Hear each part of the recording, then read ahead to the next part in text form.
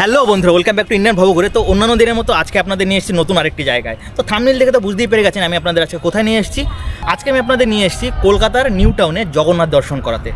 তো এই জগন্নাথ মন্দিরটা কেমন, কোথায় রয়েছে, এই পুরোটাই আমার আজকের এই ভিডিওর মধ্যে পেয়ে যাবেন। চলুন তার আর কথা না বাড়িয়ে আজকের ভিডিওটি শুরু করি। তো জগন্নাথ মন্দিরের পাশে আরেকটি মন্দির রয়েছে, মা অন্নপূর্ণার মন্দির।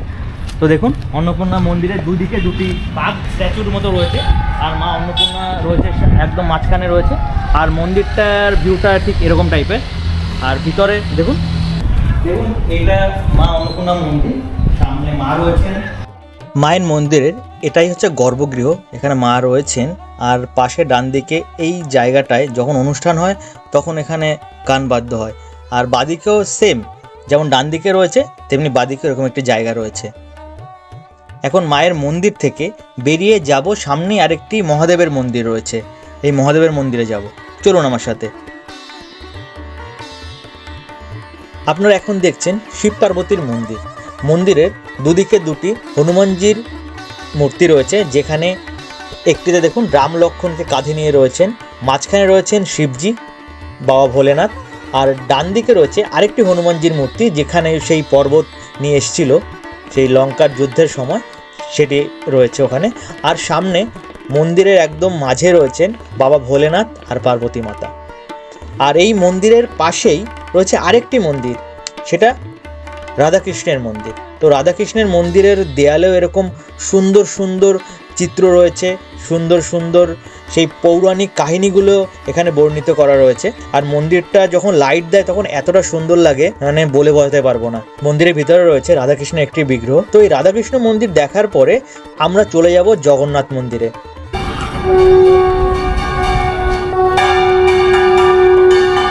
দেখুন বন্ধুরা, জগন্নাথ মন্দিরে চলে এসেছি। নিউ টাউনের জগন্নাথ মন্দিরটা বেশ সুন্দর লাগছে, এখনো লাইট দেয়নি, লাইট দিলে আরও বেশি সুন্দর লাগবে। মন্দিরে ঢোকার সময় যে দুদিকে দুটি স্তম্ভ রয়েছে, স্তম্ভ দুটিতে রয়েছে বিষ্ণু, দেবাদিদেব বিষ্ণুর সেই দশম অবতারের দৃশ্য এখানে ফুটিয়ে তুলেছেন। সেই বিগ্রহগুলো এই স্তম্ভের দেয়ালে রয়েছে। আর তার নিচে রয়েছে শ্রী চৈতন্য মহাপ্রভুর সেই নগর কীর্তনের দৃশ্য, যেখানে তিনি তার দলের সাথে এখানে নগর কীর্তন করছিলেন। আর এই একদম মন্দিরে যখন গেটে ঢুকবেন, মন্দিরে গেটে ঢোকার সময় উপরে রয়েছে শ্রীকৃষ্ণ, আর শ্রীকৃষ্ণর মুখশ্রী কিন্তু একদম জগন্নাথ দেবের মতোই, পুরো জগন্নাথ দেবের মতোই দেখতে। আর তার নিচে রয়েছেন সেই মন্দার পর্বত, যেখানে অসুরগণ আর দেবতাগণ সবাই মিলে এখানে সমুদ্র মন্থন করেছিল। আর মন্থন থেকে উঠেছিল অমৃত, আর অমৃত আর বিষ উঠেছিল, যেটা বিষ পান করেছিলেন আমাদের দেবাদেব মহাদেব, আর অমৃত পান করেছিলেন সব দেবতাগণ। কিন্তু অসুরগণ কিছু পায়নি, তার জন্যই অসুররা খেপে গেছিল। সেটার তো গল্প আপনারা জানেন। এবার আপনাদের পুরো মন্দিরের ভিতরটা ঘুরে দেখাই, আমার সাথে চলুন। মাঝখানে একদম মাঝে রয়েছে জগন্নাথ দেব, সুভদ্রা আর বলরাম। এখানে এখন সন্ধ্যারতি হচ্ছে, জগন্নাথ দেবের ওখানে সন্ধ্যারতি হচ্ছে। আর এখানে সবাই বসে রয়েছে, ওখানে কীর্তনের জন্য লোক দেখুন একজন গাইছে। আর এই দিকটায় রয়েছে রাম লক্ষ্মণ আর সীতার একটি মন্দির, এখানে রাম লক্ষ্মণ সীতামা রয়েছেন। তার উপরে ঝাড়বাতিটা বেশ সুন্দর লাগছে কিন্তু দেখতে, মানে অপূর্ব লাগছে। এই যে আলোটা পড়ছে যখন, আরো বেশি সুন্দর লাগছে বিগ্রহগুলো। আর নিচে রয়েছেন হনুমানজি, একদম নিচে হনুমানজি রয়েছেন।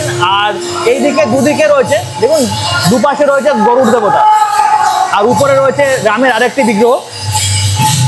এখন এখানে কীর্তন হচ্ছে। কীর্তন আপনারা যদি এখানে আসতে চান তাহলে সন্ধ্যা 7টা থেকে এই কীর্তন শুরু হয়ে যায়। তো আপনারা আসলে এখানে সেই কীর্তন দেখতে পারবেন। আর এখানে সন্ধ্যারতিও সেই 7টার দিকেই হয়, তো সন্ধ্যারতিও আপনারা দেখতে পাবেন।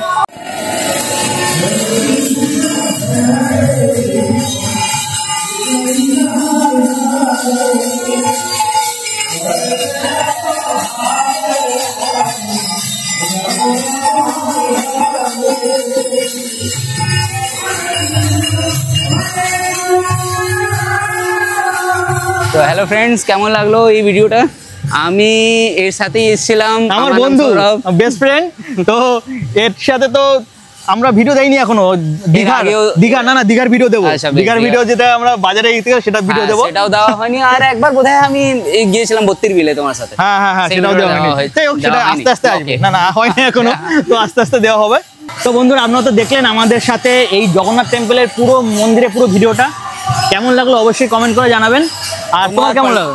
আচ্ছা, আমার পার্সোনালি খুবই ভালো লাগলো। একটা নিউ টাউনের আর কলকাতার মতন জায়গাতে একটা পিসফুল মোমেন্ট স্পেন্ড করার জন্য সন্ধ্যাবেলা এটা খুব ভালো ডেস্টিনেশন। মন্দিরটা কিন্তু হেভি করেছে, মানে খুব সুন্দর করেছে মন্দিরটা সেই করেছে, আর লাইটিং আর কীর্তনগুলো সত্যি খুব খুব ভালো লাগছে। এখানে আরও থাকতে ইচ্ছা করছে, কিন্তু আমাদের বাড়ি ফিরতে হবে, তাই চলে যেতে হবে। তো যাই হোক, আর নতুন যারা আমার চ্যানেলে নতুন তারা অবশ্যই কিন্তু আমার চ্যানেলটিকে সাবস্ক্রাইব করে নেবেন এরকম আরও নতুন নতুন ভিডিও পাওয়ার জন্য। আর অবশ্যই কিন্তু কমেন্টে একবার লিখবেন জয় জগন্নাথ। জয় জগন্নাথ।